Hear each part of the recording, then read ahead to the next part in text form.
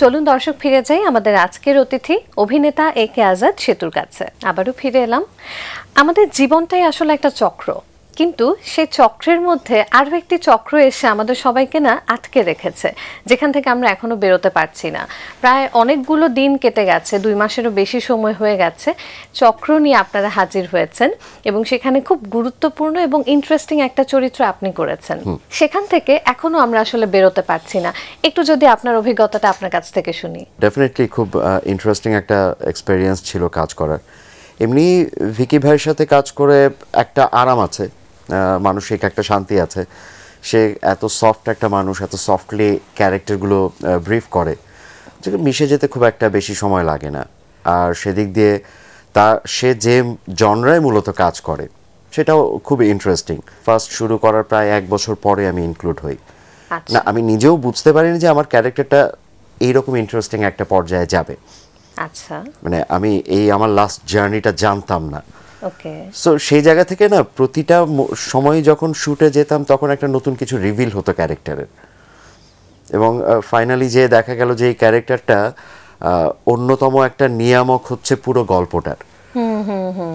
So মানে unconsciously আসলে এই ক্যারেক্টারটা ফাইনাল এই পর্যায়ে এসে পৌঁছেছে, এবং অনেকগুলো ইন্টারেস্টিং ঘটনা পুরো শুটিং এর মধ্যে ঘটেছে, নানান ধরনের। হ্যাঁ, মানে ভিকি জাহেদ মানে তো গল্পে কিছু টুইস্ট থাকছে, থ্রিলার থাকছে, রহস্য থাকছে, কিন্তু আপনাদের প্রত্যেকের কাছ থেকে আমরা বিভিন্ন ইন্টারভিউয়ে শুনেছি যে এই পুরো শুটিং এর জার্নিটা একে তো বেশ কয়েকটা বছর ধরে হয়েছে কাজটা, এবং এর মধ্যে প্রচুর রহস্যময় ঘটনা ঘটেছে।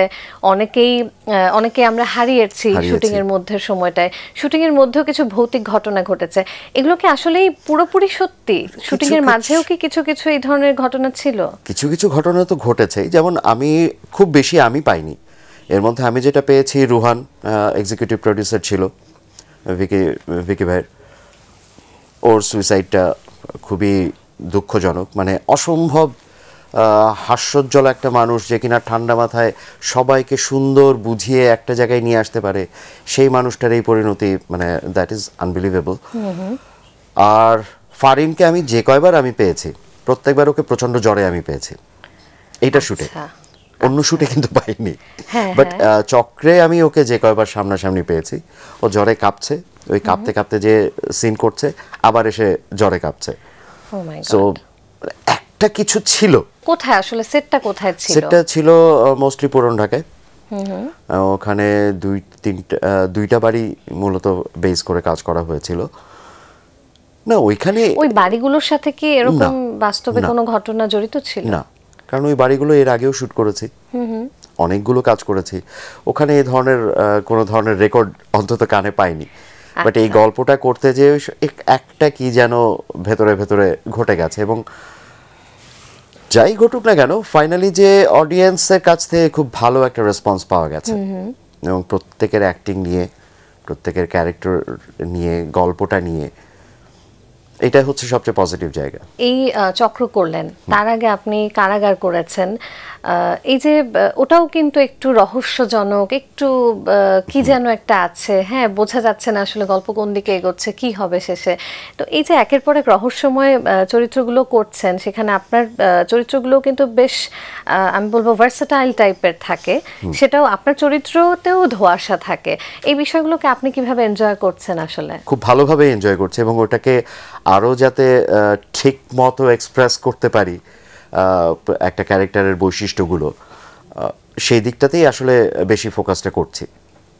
এবং লাকিলি রিসেন্ট যে কয়টা কাজ করেছি এবং সামনে যে 2-3টা কাজের কথা হচ্ছে, প্রত্যেকটাতেই একেবারে অন্য ধরনের, আমি যে ধরনের করিনি সেই ধরনের ক্যারেক্টারগুলো মানে আমার কাছে আসছে। এটা একটা আমার জন্য আমি বলবো যে খুবই পজিটিভ একটা সাইন, কারণ আমি পুলিশের মধ্যে অনেকখানি আটকে গিয়েছিলাম। রাইট।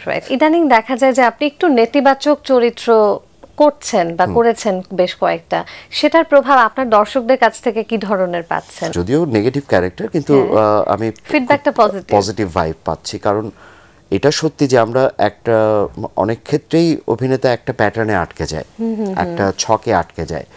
আমি বলবো যে অ্যাক্টিং করার সবচেয়ে ভালো অপরচুনিটিসই থাকে হচ্ছে নেগেটিভ ক্যারেক্টারে। কারণ সে অনেকগুলো শেড তৈরি করতে পারে, নিজেকে একটু ভাঙতে পারে। তার সাইকোলজিক্যাল জার্নিটা কখনো একটা প্লেন ইয়েতে হয় না, একটা সরল রেখায় হয় না, ওখানে নানান ধরনের উত্থান পতন থাকে, অনেক ধরনের সাইকোলজিক্যাল গেম থাকে। ওই জায়গাটা ধরতে পারি কি না সেটা আমি নিজে কনফিডেন্ট না, কিন্তু অডিয়েন্স ওই জায়গাটা খুব ভালোভাবে রিসিভ করে। এবং এখন পর্যন্ত নেগেটিভ ক্যারেক্টার আমি যে কয়টা করেছি আমি প্রত্যেকটার খুব ভালো রিভিউ পেয়েছি। এবার একটু চলচ্চিত্রের প্রসঙ্গে আসি। চলচ্চিত্র ইতোমধ্যে আপনি বেশ কিছু ভালো ভালো কাজের সাথে আপনার নাম লিখিয়েছেন। ঈদের চলচ্চিত্র সবার চোখ সেদিকে থাকে এবং ইতোমধ্যে আপনার সেই ক্ষেত্রে একটা ব্যস্ততা শুরুও হয়ে গেছে, আমরা একটু আওয়াজ পাচ্ছি। শিহাব শাহীন পরিচালিত দাগি চলচ্চিত্রটির জন্য চুক্তিবদ্ধ হয়েছেন, সেই অভিজ্ঞতাটা একটু শুনি, সুযোগটা কিভাবে আসলো? অডিশনের জন্য কল করা হয়েছিল অন্যতম একটা মেজর ক্যারেক্টারের জন্য। অডিশন দিলাম এবং পরবর্তীতে সেখান থেকে কনফার্ম করা হলো যে আমাকে একটা চরিত্রে সিলেক্ট করা হয়েছে। এবং এতটুকু বলতে পারি চরিত্রটা খুবই ইন্টারেস্টিং, খুবই প্রথম দিকে খুবই সাদামাটা, কিন্তু পরের দিকে যে হয়তো অন্য কোনো কিছু দেখা যাবে এইরকম একটা জায়গা। প্রস্তুতিটা নিশ্চয়ই বাসায়ও নিজের মতো করে নিচ্ছেন? ডেফিনেটলি। বাসায় কিভাবে প্রস্তুতি নেন একটা চরিত্রের জন্য? প্রথমত স্ক্রিপ্টটা খুব ভালোভাবে রিড করতে হয়। আমরা অবশ্যই পুরো স্ক্রিপ্টটাই পড়ি, পুরো গল্পটার, মানে সব অভিনেতাকে বা অভিনেত্রীকে যা করতে হয় সেটা তো আছে, আপনি নিজস্বভাবে কি করেন? একটু গোপন তথ্য আসলে শুনতে চাচ্ছি। গোপন তথ্যের আসলে কিছু নেই। আমি মূল যেটা ধরার চেষ্টা করি সেটা হচ্ছে আমি যে ক্যারেক্টারটা করছি ওই ক্যারেক্টারটার সাইকোলজি। কারণ আমি তো আমার ফিজিক খুব বেশি চেঞ্জ করতে পারবো না, আমি আমার চেহারা তো খুব বেশি চেঞ্জ করতে পারবো না। সো আমাকে আসলে খেলতে হবে আমার সাইকোলজি দিয়ে। সাইকোলজিক্যালি আমি যখন একটা ক্যারেক্টারের ভেতরে ঢুকতে পারবো তখনই আসলে আমার স্কিনও ওই ক্যারেক্টারের কথা বলবে, আমার চোখটা ওই ক্যারেক্টারের কথা বলবে, তখন আমার চোখটা আমার থাকবে না। সো মূল জায়গাটা হচ্ছে আমি সাইকোলজিটা ধরার চেষ্টা করি। আর আমার একটা রেগুলার প্র্যাকটিস সেটা হচ্ছে আমি এভরিডে কোনো না কোনো সিরিজ, কোনো না কোনো সিনেমা আমি দেখছি। এটা আমি আমার ক্যারেক্টার ভ্যারিয়েশনসের জন্য হোক বা সারা ওয়ার্ল্ডে কিভাবে কাজ হচ্ছে, অ্যাক্টিংটা প্রতিনিয়ত চেঞ্জ হচ্ছে, সেটার কীরকম ট্রান্সফরমেশনগুলো হচ্ছে। আমাদের ইন্ডিয়ান কন্টিনেন্টে একরকম, কোরিয়ান কালচারটা একরকম, আবার হলিউডের প্রোডাকশন একরকম।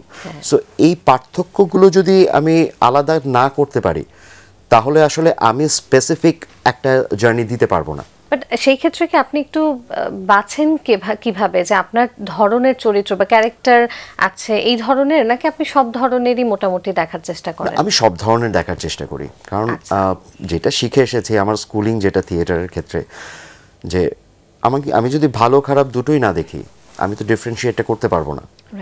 এই ডিফারেন্সিয়েটটা করা অনেক বেশি ইম্পর্টেন্ট, তাহলে আমি স্পেসিফিক একটা জায়গায় পৌঁছতে পারবো। আদারওয়াইজ আমরা কি হয়, আমরা দেখা যাচ্ছে যে আমরা করছি বাংলাদেশের ফিল্ম, কিন্তু আমি অ্যাক্টিং প্যাটার্ন যদি হুট করে হলিউডের ওই নিউট্রাল একদম ন্যাচারাল জায়গাটা করি, আমার এখানে মার্চ করবে না, অডিয়েন্স হয়তো ওইটার সাথে ওই পালসে যাবে না। সো এই যে এক এক জায়গার এক এক ধরনের মুড, এই মুডটা যতক্ষণ আমি ক্লিয়ার হব ততক্ষণ আমি স্পেসিফিক অ্যাক্টিংটা দিতে পারবো না, স্পেসিফিক প্যাটার্নটা দিতে পারবো না। That is very important to me. এবার একটু থিয়েটার প্রসঙ্গ যেহেতু আপনি বললেন, থিয়েটার প্রসঙ্গেই একটু আসি।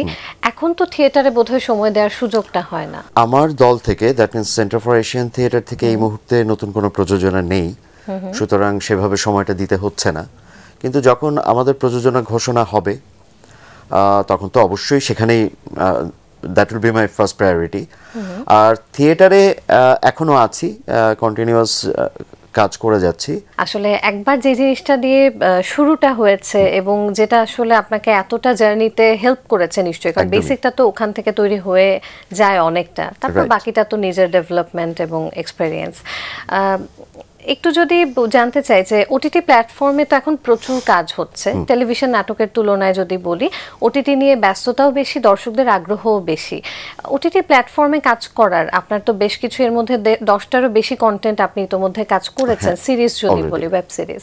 তো সেই জায়গাটায় আপনার ওটিটি প্ল্যাটফর্মের কোন জিনিসটা খুব বেশি ভালো লাগে আপনার? ওইখানে অনেক যত্ন করে একটা কাজকে এক্সিকিউট করা হয় এবং সেটার ফলাফল তো আমরা এখন দেখছি যে ওটিটিতে একটা ছোট্ট একটা চমৎকার কাজ করেও অনেকে এখন মানে আমি প্রচুর যদি দর্শকপ্রিয়তা একদমই পাচ্ছে। নাসির ভাইয়ের কথা বলি, নাসির ভাইয়ের যে কাম মানে Comeback. Comeback, definitely comeback unbelievable. এবং সত্যি। উনি ওই জায়গাটা, ওই যত্নটা পেয়েছেন বলে উনি ক্যারেক্টারগুলোকে এই পর্যায়ে নিয়ে আসতে পেরেছেন। সো এই যে জার্নিটা, এই যে প্রসেসটা, এই প্রসেসটা সবচেয়ে ইম্পর্ট্যান্ট। এবং সেটা আমাদের এখনকার ফিল্ম এবং ওটিটিতে এই জিনিসটা খুবই রেগুলার হচ্ছে, রিহার্সাল হচ্ছে, একটা ক্যারেক্টার নিয়ে ডিসকাশন হচ্ছে, সিনগুলো নিয়ে ডিসকাশন হচ্ছে। ইভেন তো এখন ইউটিউবেও কিছু কাজ হচ্ছে যেগুলো প্রচুর প্রিপারেশন নিয়ে তারপরে কাজ হচ্ছে। সো কাজের কোয়ালিটি বাড়ছে, নতুন নতুন অভিনেতা আসছে, এটা একটা মানে সবচেয়ে পজিটিভ জায়গা এটা। এভাবে আসলে ভালো ভালো আরো কাজ আপনার কাছ থেকে তো আমরা অবশ্যই পাবো, এবং ভালো ভালো ডিরেক্টর প্রায় সবার সাথেই আপনার বলা যায় কাজ করার অভিজ্ঞতা হয়েছে। একটু যদি আপনার কাছে জানতে চাই যে আপনি ওটিটি প্ল্যাটফর্ম, চলচ্চিত্র, নাটক মোটামুটি এবং থিয়েটার মোটামুটি সবগুলো প্ল্যাটফর্মে তো কাজ করা হয়েছে, সেখান থেকে আপনার অভিজ্ঞতা কি বলে? আপনার নিজের আত্মতৃপ্তিটা আপনি আসলে কোথায় খুঁজে পান? ওটিটি বা সিনেমা বা টেলিভিশন আমি আলাদা করব না। আমার টেলিভিশনেও অনেকগুলো মানে ইন্টারেস্টিং কাজ আছে যেগুলো আমি কোনোদিন ভুলবো না, যেগুলো আমার জার্নিতে একটা বড় প্রভাব রেখেছে। যদি বলি সেক্ষেত্রে মেজবাহুর রহমান সুমনের সুপারম্যান, যেটা আমার একদম শুরুর দিকের শুরুর কাজ, নাটক একটা। এবং ওই কাজগুলোই কিন্তু আমাকে আস্তে আস্তে আস্তে আস্তে তৈরি করেছে। সো সেভাবে যদি বলি, আমি পছন্দনীয় যে কোনো ক্যারেক্টার পেলে ওটাই আমার কাছে ভালো লাগার জায়গা। ওটিটিতে ডেফিনেটলি একটা যত্ন নিয়ে কথা হচ্ছিল, ওই যত্নটা থাকে। সিনেমাতেও একটা ক্যারেক্টারের পেছনে একটা যত্নের জায়গা থাকে, ওটা তো আছেই। টেলিভিশন নাটকেও কিন্তু এখন টুকটুক এরকম কিছু যত্ন নেওয়া কাজ হচ্ছে এবং সেখানে কাজ করছি, সেটারও আউটপুট পাচ্ছি। আমাদের দেশে ডিজিটাল মাধ্যমগুলো একে একে বেশ জনপ্রিয় হয়ে উঠছে, সেই সাথে জনপ্রিয় হচ্ছে ই বুক, এবং আপনি Audiobooks। বেশ কিছু অডিও বুকস আপনি বেশ কিছু কাজ করছেন, আপনি নিয়মিতই কণ্ঠ দিচ্ছেন। তো এই প্রসঙ্গ নিয়ে আসলেও হয়তো আরো অনেকক্ষণ কথা বলা যাবে, তবে অনুষ্ঠানের সময় বলছে যে খুব বেশি আর সুযোগ নেই কথা বলার। আমি যদি ছোট করে আপনার কাছে জানতে চাই যে প্রায় 2 যুগেরও বেশি সময়ের এই অভিজ্ঞতা বা এই অভিনয় জীবনে অপ্রাপ্তি? আমি অপ্রাপ্তি নিয়ে কোনো কথা বলবো না, কারণ প্রতি মুহূর্তেই কিছু না কিছু পাচ্ছি। কিংবা কোনো আফসোস বা এমন কোনো অভিনেতা বা কোনো ডিরেক্টর, এমন কাউকে হয়তো তাকে পেলে, তার সাথে কাজ করার সুযোগ পেলে হয়তো খুব ভালো লাগতো? না, আমি এখনো স্বপ্ন দেখি যে আমি আরো বেটার কাজ করব, ইন্টারন্যাশনালি কাজ করব, এবং আমার মূল টার্গেটই ওইটা, যে অভিনেতা হিসেবে আমি থিয়েটারে যেমন বাংলাদেশকে অনেক জায়গায় রিপ্রেজেন্ট করার সৌভাগ্য আমার হয়েছে, বিভিন্ন ইন্টারন্যাশনাল ফেস্টিভ্যালে, যেগুলোয় এখন পর্যন্ত বাংলাদেশি কোনো পার্টিসিপেশনই নেই এখন পর্যন্ত, সেসব জায়গায়ও আমি পার্টিসিপেট করে এসেছি আমার থিয়েটার গ্রুপ থেকে। সো ওই রকম একটা জায়গায় আমি যেতে চাই অভিনেতা হিসেবে, আমি বাংলাদেশকে রিপ্রেজেন্ট করতে চাই ইন্টারন্যাশনালি।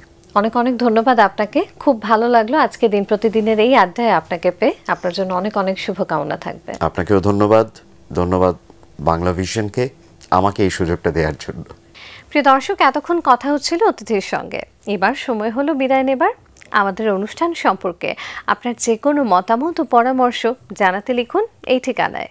প্রযোজক দিন প্রতিদিন, Bangla vision, Noor tower, 110 Birottom CR Dutta road, Dhaka 1205। Phone 96320303 আমাদের ইমেইল অ্যাড্রেস dinprotidin@banglavision.tv। গ্রিক নাট্যকার অ্যারিস্টোফ্যানিসের একটি উক্তি বলে বিদায় নেব আজ। তিনি বলেছেন, মানুষ যেখানে সমৃদ্ধি লাভ করে সেখানেই তার ঘর। প্রিয় দর্শক, সবাই ভালো থাকুন, সুস্থ ও সুন্দর থাকুন। আজ সারাদিন সবার জন্য শুভ ও কল্যাণময় হোক।